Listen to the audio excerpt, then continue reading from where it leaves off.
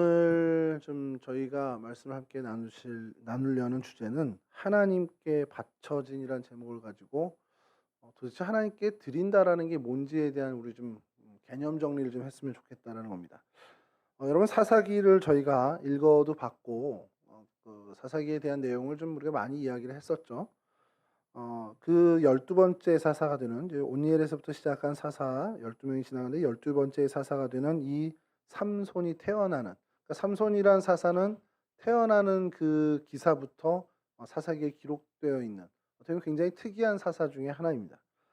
그가 태어날 때 이러한 일이 있었다라는 것을 어제 사사기에서 설명을 해주는데, 핵심이 뭐냐면 그가 태어나는 게 그냥 이렇게 태어나서 자란 게 아니라 하나님의 섭리와 계획하에서 정말 치밀하게 이루어진 일이다라는 것을 성경에서 이야기하는 거예요. 그러니까 삼손이 태어날 때 그냥 뭐 이러이러한 사람이 어느 날 갑자기 등장해서 정말 이스라엘을 뭐 블레셋의 손에서 구원하고 이런 사사가 되었다라는 기록을 하지 않고, 그의 아버지 어머니의 이름이 거론되면서 그가 태어날 때 어떠한 일이 있었고 하나님의 사자가 와서 태어날 걸 가르쳐주고 태어나면 이렇게 길러라라까지 구체적으로 상세하게 알려주셨다. 그만큼 하나님의 계획이 굉장히 면밀하게 드러났다라는 것을 밝혀주고 있습니다. 신약에 가면 이와 비슷한 출생 기사가 나오는 게 뭐 예수님 말고도 세례 요한과 비슷한, 세례 요한의 출생 기사와 비슷한 이 모습을 삼손에서 저희가 발견하게 되죠. 자, 그렇게 선택된 삼손입니다. 하나님이 그렇게 하나님의 계획하에, 하나님의 선택하에 이 땅에 그 생명을 얻고 태어나게 된 사람이 바로 삼손이었어요. 근데 우리는 그 인생을 너무 잘 알죠. 삼손이 그럼 하나님의 선택하에, 하나님의 계획하에 태어났으니 그의 인생은 정말 한 채 빈틈도 없이 하나님의 뜻대로 잘 이렇게 인도돼 가야 될 것 같은데 아닌 걸 다 알죠. 알잖아요. 삼손 우리 읽었잖아요, 같이. 삼손은 솔직히 여인 때문에 망한 대표적인 남자입니다. 그리고 그 여인 때문에 망했다라는 걸 달리 얘기하면 하나님의 뜻을 그렇게 물어서 사는 사람은 아니라는 것을 저희가 알게 되죠. 근데 여러분 의아하지 않아요? 하나님의 선택하에, 그리고 하나님의 치밀한 계획하에, 그래서 이 땅에 온 사람인데 왜 그 인생이 그렇게 됐을까? 자, 이 질문을 좀 여러분 품고요. 여러분 스스로에게 한번 좀 생각해 보시죠. 여러분 이 땅에 하나님의 계획하에 오신 게 맞습니까?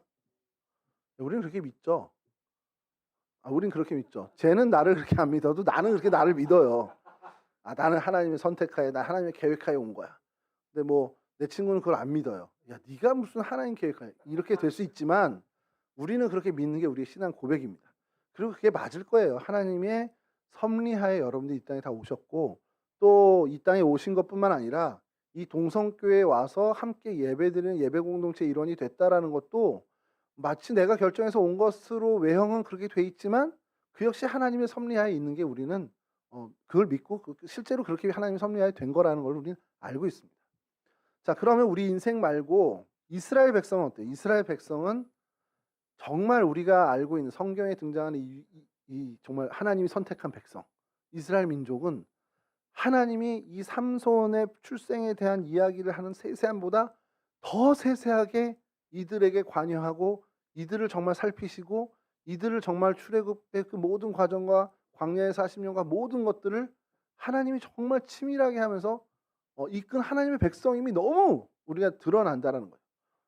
우리 뭐 세준 형제가 요즘 담임 목사님이 특별 과외를 받고 있는데 돈은 내는지 모르겠어요. 어쨌든 무료로 지금. 무료 성경 공부 위험한 거 아니에요?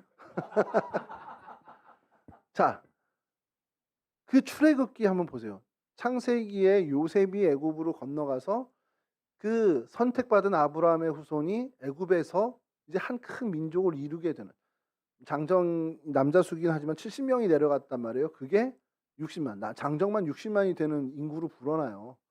그 과정은 상세히 성경이 기록을 안 했지만 그 하나님의 택한 백성을 이제 하나님이 약속의 땅으로 이끄시는 그 출애굽기 과정, 거기에 하나님의 명령을 다시 한번 이야기하는 민수기, 백성들을 다시 세웠다라는 그 출애굽 과정을 다시 한번 상기하는 그 민수기도 있고, 그리고 하나님이 하나님의 백성은 이렇게 살아야 돼라고서 율법을 주셨던 그 레위기의 많은 규례들.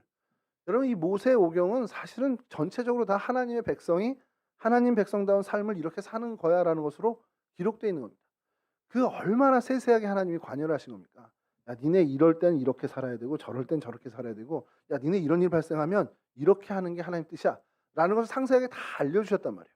뭐 대표적으로 10가지 10계명도 있지만 정말 구체적으로 들어가면 얼마나 많은 그런 소소한 일들이 있습니다. 그렇게 하나님께서 애지중지 하나님의 백성으로 삼았어요. 그리고 약속의 땅 가나안 땅으로 데리고 들어오셨습니다. 자, 근데 그 선택받은 하나님의, 아까 말씀드린 것처럼 하나님의 선택하에, 하나님의 계획하에 어떻게 보면 지정된 하나님의 백성인 이스라엘 백성이 어떻게 살았냐는 거예요. 마치 오늘 삼손이 하나님의 이 놀라운 선택과 계획하에 생명을 얻고 이 땅에 태어났지만 하나님의 뜻에 온당하게 정말 올곧게 반듯하게 살지 못했던 것처럼 이스라엘 백성 역시 하나님의 선택과 섭리하에 그런 치밀한 하나님의 사랑을 받았음에도 올곧게 걷지 못한 그 일은 우리가 너무 잘 안다는 겁니다. 사사시대 때 반복되는 게 뭡니까? 어려움을 당하니까 하나님께 부르짖죠. 하나님이 사사를 보내서 그들을 구원해 주십니다. 그 압제로부터, 그 어려움으로부터 건져내 주셔요. 자, 그 문제가 해결됐습니다. 하나님의 구원을 맛봤어요. 그러니 그들이 정말 하나님을 찬양하는 삶을 살죠. 근데 그 삶이 계속되면서 평안을 누리는데 그 평안을 지혜로우면 평안으로, 하나님이 주신 평안으로 누려야 되는데 세대가 거듭되고 다음 세대가 등장하고 하다 보니까 이 평안을 그냥 권태로, 지루함으로 여기게 된다는 겁니다. 그러니 안일해졌죠. 안일해짐으로 인해서 범죄하게 되고 하나님의 뜻을 저버리게 됩니다.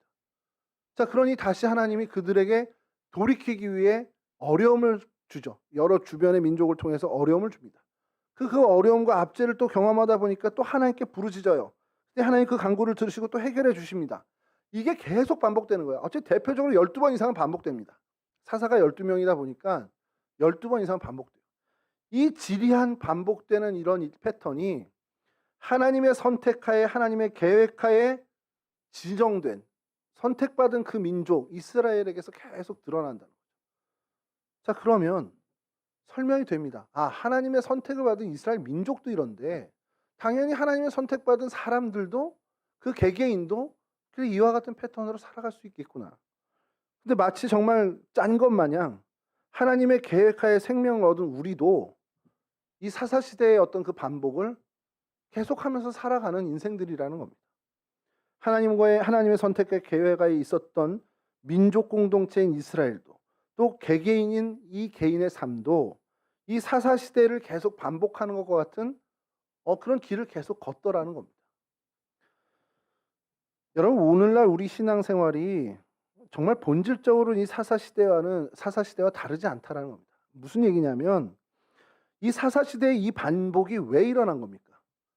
우리는 그렇게 생각하죠. 이스라엘 애들이 잘못했으니까 이게 계속 반복해서 일어나죠. 근데 보세요. 잘못한 게 이스라엘 민족만 잘못했습니까? 옆에 있는 블레셋은 어땠습니까? 그 옆에 암몬은 어땠어요? 모압 백성은 어땠습니까? 좀 멀리 가서 애굽 백성은 어때요?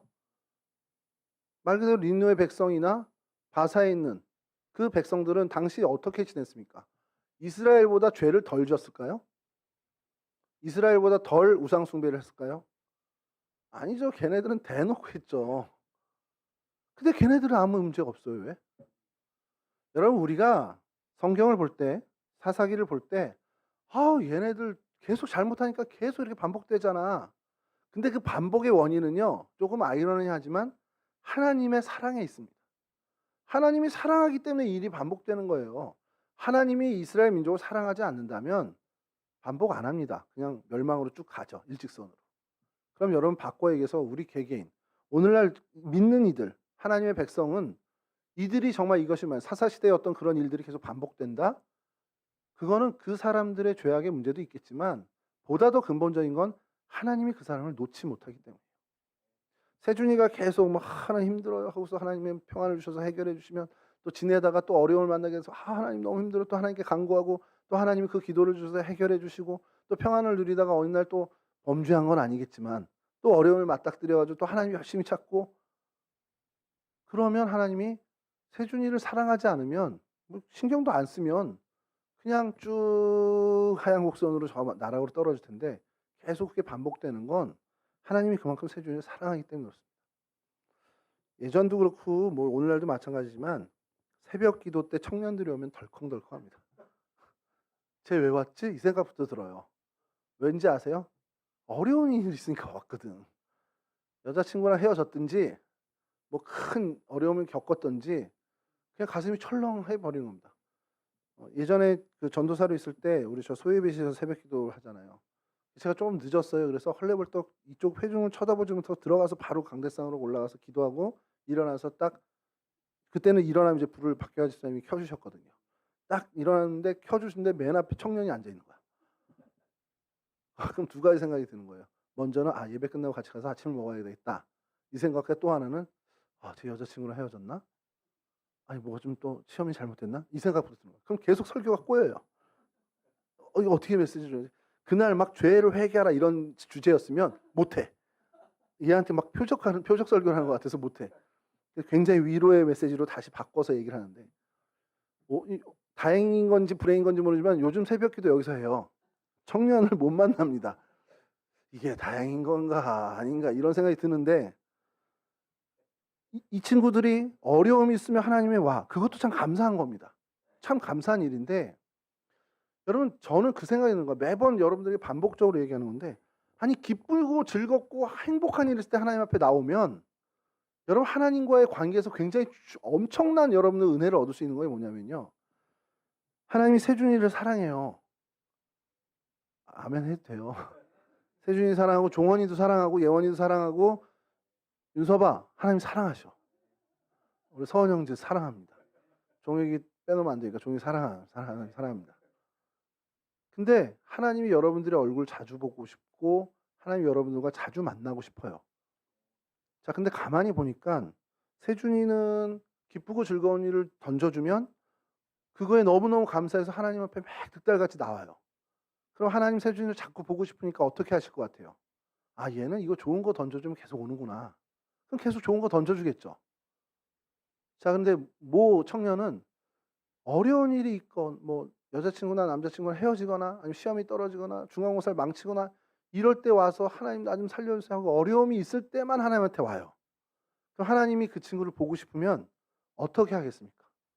어려움을 계속 던져주는 거죠. 그래야 오니까. 그러니까 좀 지혜를 발휘하라는 거예요. 하나님 앞에 하나님 나 너무 즐겁고 행복해요. 일상의 평안함이 너무 감사해요. 하고서 하나님 앞에 늘 얼굴을 비치면 하나님이 그 친구한테 어려움을 줄 이유가 없잖아요. 물론 이제 훈련과 연단의 과정 때문에 어려움을 주실 수 있지만 돌이키기 위해서 어려움을 주실 이유는 없다는 거예요. 야, 너 이놈 이 녀석 좀 붙잡아 와야지 하고서 돌이키려고 회개시키려고 어려움을 줄 일은 없다라는 겁니다. 그런 좀 지혜를 발휘하는데 이스라엘 백성들이 그런 지혜가 없었어요. 하나님이 주는 평안을 정말 지혜롭지 못하게 이게 정말 안일함으로 권태로 느꼈다라는 겁니다. 그래서 안일하니 권태로우니 좀 더 자극적인 걸 찾자 그러면서 기웃기웃거리고 우상 숭배나 이방 민족의 어떤 그 문화들을 호기심에 찾아가고 그래서 죄악에 빠지게 되고 그러다 하나님이 돌이키기 위해서 그들을 사랑하시기 때문에 돌이키기 위해서 어려움을 주고 왜냐하면 어려움을 줄 때만 하나님한테 왔으니까 그 이스라엘 백성들의 모습을 우리가 보면서 오늘날 우리 개개인 신앙인의 모습과는 크게 본질적으로 다르지 않다라는 거예요. 하나님이 그토록 사랑하시기 때문에 그 일이 벌어진다는 것을 우리가 생각해야 한다는 겁니다. 오늘 이 본문을 보면서 야 세례 요한도 마찬가지지만 야 이 삼손이 태어난 이 과정의 일련의 과정을 보니까 하나님은 당신의 백성을 정말 이렇게 치밀하게 하나님이 정말 치밀한 계획하에 하나님이 선택을 하시는구나.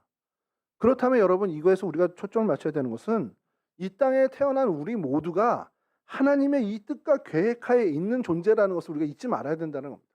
삼손만이 아니라 이스라엘 민족만이 아니라 오늘 2023년을 살아가는 이 대한민국에 그리고 여러분들 뭐 2000년 이전에 태어났건 2000년쯤 태어났건 2000 이후에 태어나도 여러분들이 태어난 그 모든 게 하나님이 그 시점에 어느 날 갑자기 여러분들을 이 땅에 보낸 게 아니라 정말 하나님의 놀라운 계획하에 여러분들이 이 땅 가운데 생명을 얻고 태어났다라는 것을 우리가 놓치지 않아야 한다는 거예요. 이게 첫 번째 전제되어야 하는 겁니다. 그러면 그렇게 전제된 다음에 여러분들이 그러면 그 발걸음을 걸어야 되냐? 아, 하나님의 뜻에 따라 하나님의 계획에 따라 선택된 나는 하나님의 그 뜻을 물으며 살아가야 되는 인생이구나.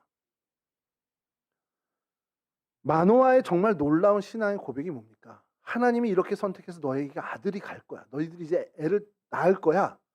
그러면 하나님 감사합니다. 그렇게 애 없어서 우리 고민했는데 이제 우리에게 자식을 주시는군요 하고 끝낸 게 아니라 와이프에게 얘기하죠.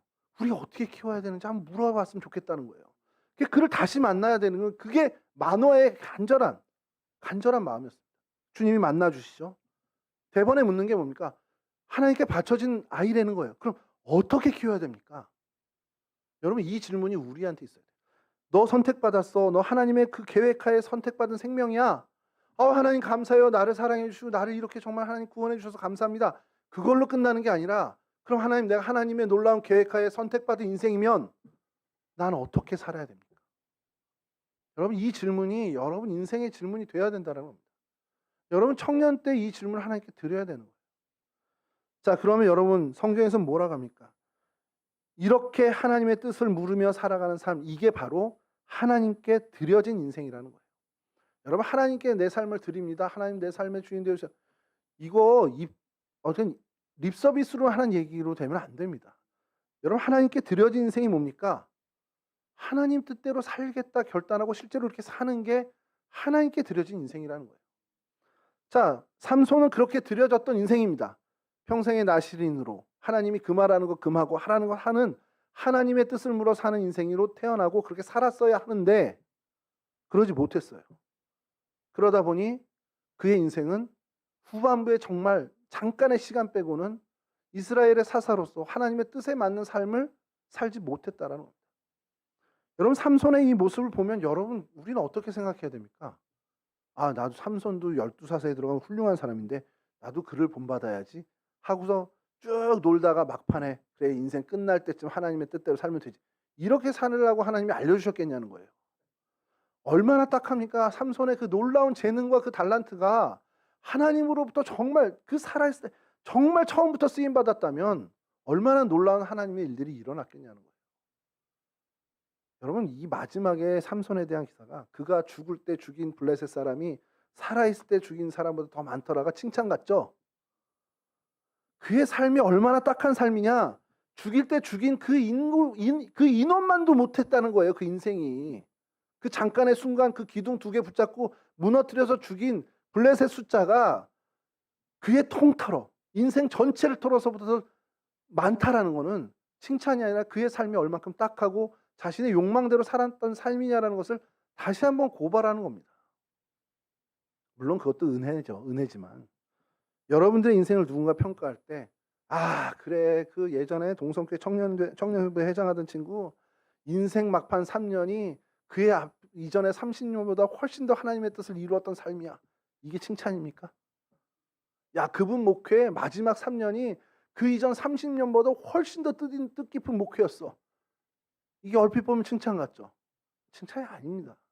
그 30년이 얼마나 딱한 시간이었냐라는 걸 다시 한번 보여주는 거예요. 제일 좋은 칭찬은 그의 막판 3년이 이전의 30년처럼 하나도 바뀌지 않은 한결같은 목회였어. 한결같이 하나님의 뜻을 이루었어. 이게 우리가 들어야 할 칭찬이라는 겁니다. 자, 여러분 그러면 이제 여기서 하나님께 드려졌다. 이게 뭐냐? 하나님의 뜻을 물어 살아간다. 이겁니다. 그럼 하나님의 뜻을 어떻게 알고 어떻게 묻죠? 기도와 말씀 생활인데 기도의 말씀 생활을 우리가 얘기하면 되게 여러분들이 뭔가 뜬구름 잡는 같은 얘기를 해요. 그래서 제가 고민을 해봤습니다. 하나님 성경에 하나님께 드려진 삶에 대해서 그 첫걸음이 뭡니까? 하나님께 드려진 삶은 하나님의 뜻을 묻는다는 거고 이건 다시 얘기하면 하나님이 내 인생을 소유하신 분. 그러니까 내 인생의 주인이 하나님이십니다. 이것을 선언하고 그대로 사는 인생이 하나님의 뜻을 묻는 인생이란 말이에요. 그러면 여러분 성경에 하나님이 나의 주인이십니다. 내가 가진 소유, 내가 가진 시간, 내가 가진 모든 것이 하나님 겁니다. 라고 표현하고 그렇게 하나님과 관계 맺는 중요한 시간이 뭡니까? 바로 예배입니다. 여러분 예배가 왜 중요한지 아세요? 내 인생 내가 더 이상 주인이 아닙니다. 내 인생의 주인은 하나님이십니다. 내 삶의 통치자는 하나님이십니다를 여러분 선언하고 결단하는 그리고 그것을 다시 한번 되새기는 시간이 바로 예배 시간. 예배의 자리에 나와 하나님 앞에 섰을 땐 나는 사라지는 겁니다. 내가 엎드려지고 하나님만이 드높여지는 하나님만이 나의 통치자고 하나님만이 나의 소유자고 주인이시라는 것을 매번 각인하는 게 바로 예배라는 거예요. 그 예배의 정신으로 살아가는 것이 우리 삶에 이어진다면 우리의 삶이 하나님께 드리는 삶을 예배로 드리는 예배가 된다는 거죠. 이 하나님이 나의 주인이십니다라는 정신을 내 삶의 현장에서도 이어간다면 우리 삶은 예배의 자리가 될 수 있다. 여러분, 이만큼 예배는 정말 정말 중요합니다. 여러분, 이 땅에 사사기 시대처럼 계속 그 죄의 악순환을 끊는 방법이 뭐겠습니까? 그것을 끊는 방법은 유일하게 내 삶과 내 생명, 나의 주인이 하나님이심을 인정하고 사는 거예요. 사실 그 방법밖에 없습니다. 내 인생 내가 주장하고 내가 내 뜻대로 살겠다. 그럼 그 죄악은 계속 반복될 수밖에 없습니다. 그 죄악의 고리, 그 악순환을 끊는 고리는 유일하게 나의 삶의 주인을 하나님으로 모시는 것밖에 없어요. 나의 삶의 주인을 하나님으로 모시는 그 기본 중의 기본이, 그 출발 중에 가장 기초가 예배라는 겁니다. 예배를 싫어해? 예배를 안 드려? 예배 시간이 무슨 의미가 있어? 말씀대로 살면 되지. 말이 안 되는 거예요. 예배 시간을 지키지도 못하고 예배를 드리지도 못하는 크리스찬이 어떻게 말씀대로 되고 어떻게 말씀대로 살고 어떻게 하나님 뜻을 이루면서 삽니까? 하나님이 이루라는 처음이, 모든 것의 처음이 내 앞에 나와 예배하라는 건데 그것을 지키지도 못하면서 어떻게 더 큰 하나님의 뜻을 이어가는 거예요.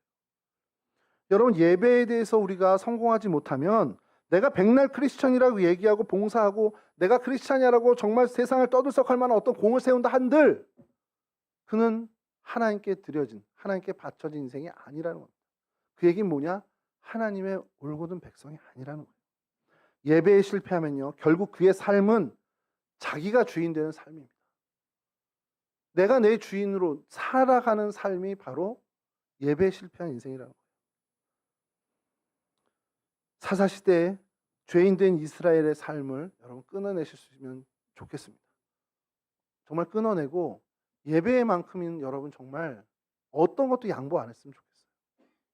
예배만큼은 내가 하나님 앞에서 나를 엎드리고 내 삶의 주인으로 하나님을 모시는 그 시간, 그리고 그 예배의 정신을 가지고 품고 내 삶의 자리에서 살아가는 삶을 예배로 드리는 진짜 예배자로 살아가야 한다는 겁니다.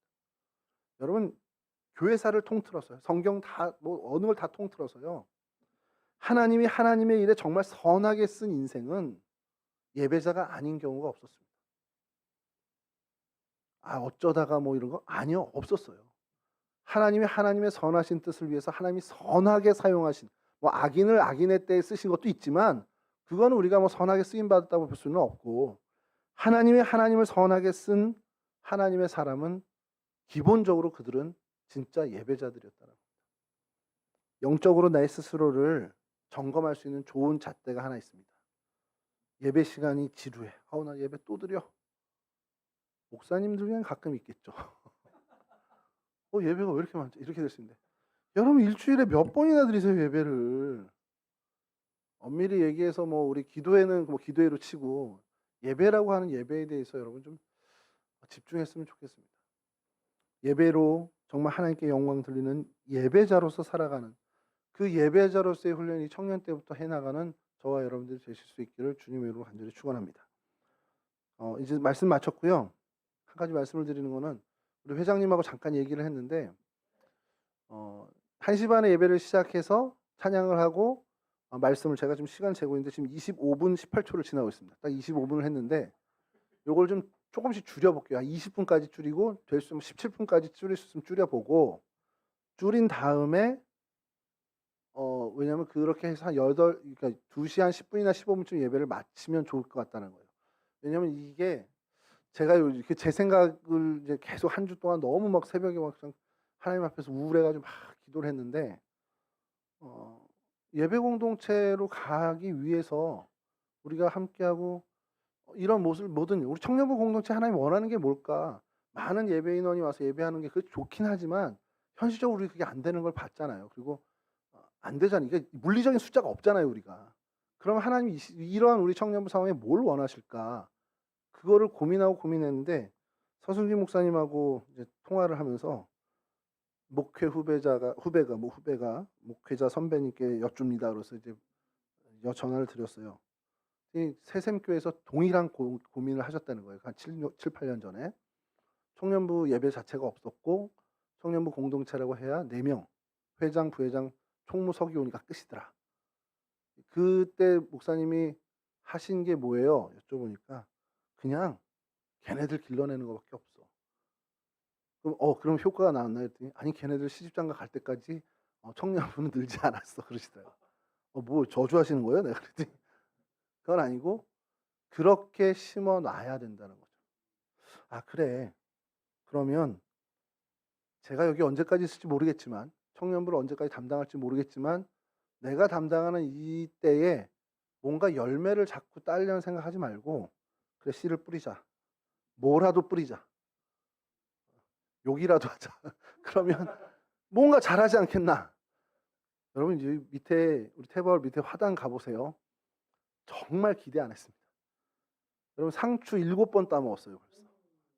가시면 상추 밑단이 이렇게 올라오고 이파리가 없는 거 보실 거예요. 토마토가 열렸습니다.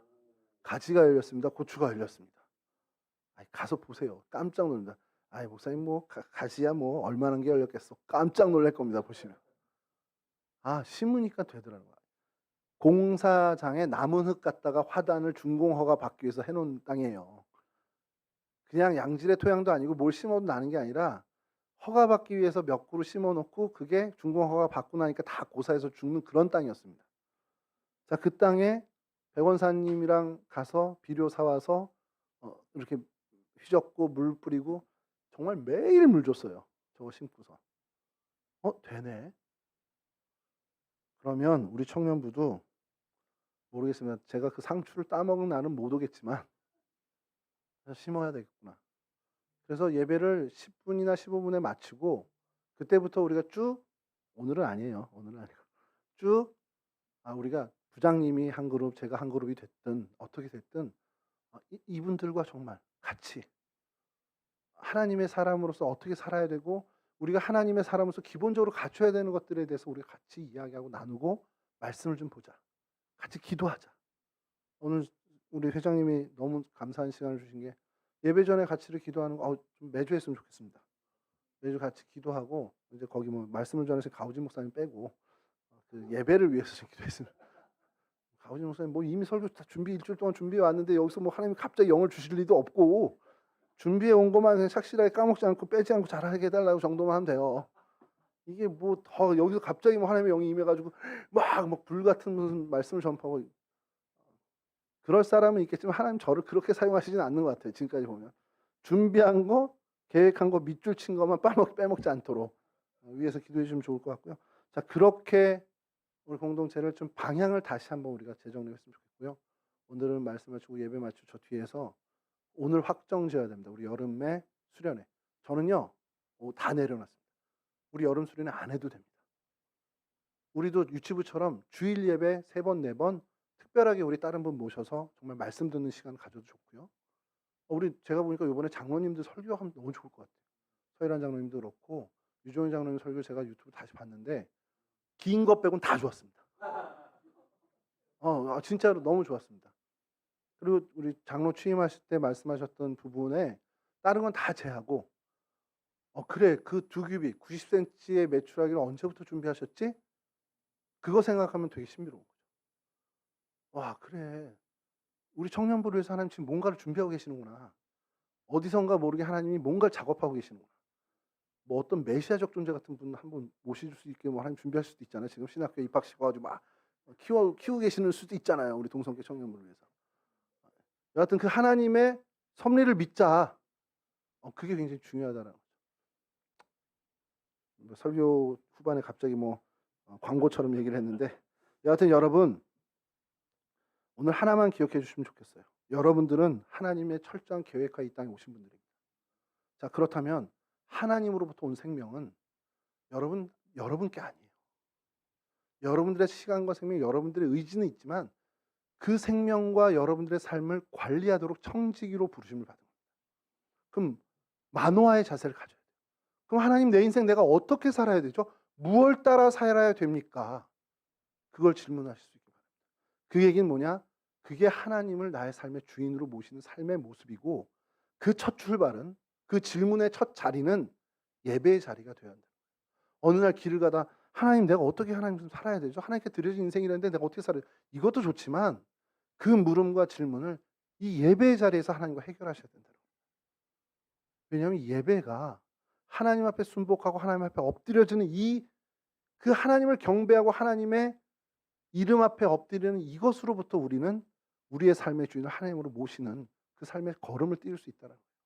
다시 한번 말씀드리지만 예배도 제대로 하나님 앞에 드리지 못한다면 우리가 도대체 하나님 앞에서 뭘 할 수 있겠습니까? 하나님이 가장 쉬운 첫 번째 첫걸음을 예배로 삼아 주셨어요. 여러분, 저는 예배가 좀 다르죠. 어제 예배를 집례해야 되고 예배를 어떻게 운영해야 되고 많은 복잡한 게 있지만 예배자로 참여하는 분들은 사실 그렇지 않습니다. 그 예배의 형식대로 순서대로 듣는 말씀 듣고 형식에 참여하고 그래서 하나님 앞에 나를 계속 하나님께 드리는 그 삶에 그 집중만 하면 됩니다. 여러분, 예배에 있어서만큼은 양보하지 않는 정말 진실한 예배자로서의 삶을, 그 예배의 정신을 여러분 삶의 자리까지 이어가는 진짜 예배자로 사시기를 주님의 이름으로 간절히 축원합니다. 잠깐 기도하겠습니다. 참 좋으신 하나님 감사합니다. 우리를 정말 하나님의 놀라운 계획하에 하나님 생명을 주시고 이 땅 가운데 생명을 누리며 살아가는 존재로 삶을 살게 하여 주시니 감사를 드립니다. 하나님의 놀라운 계획과 섭리하에 선택된 주님, 귀한 인생들이오니 하나님의 뜻을 물어 살아갈 수 있도록 도와주시고 어떻게 살아야 할지를 하나님께 물으며 하나님과 씨름하는 귀한 하나님의 백성들이 될 수 있도록 도와주시옵소서. 그렇게 우리의 삶의 그 모든 소유권을 하나님께 드리게 하시고 하나님을 나의 통치자로 나의 주인으로 나의 왕으로 모시는 거룩한 인생 될 수 있도록 도와주시옵소서. 그리고 하나님을 나의 삶의 주인으로 모시는 그 첫 번째 걸음이 바로 예배임을 잊지 않는 저희들 되게 하시고 그 예배를 통해 바른 예배자로서 살아가며 결단하며 우리의 삶까지도 하나님께 드리는 예배자로서 살아가는 거룩한 인생들이 다 될 수 있도록 도와주시옵소서. 우리의 예배 가운데 늘 함께 해주시고 하나님에게 기쁨을 드리며 하나님을 영화롭게 하는 귀한 예배자로서의 삶을 우리 끝까지 이어가는 동성의 거룩한 청년들 모두가 될 수 있도록 도와주옵소서. 예수 그리스도 거룩하신 이름으로 기도합니다. 아멘.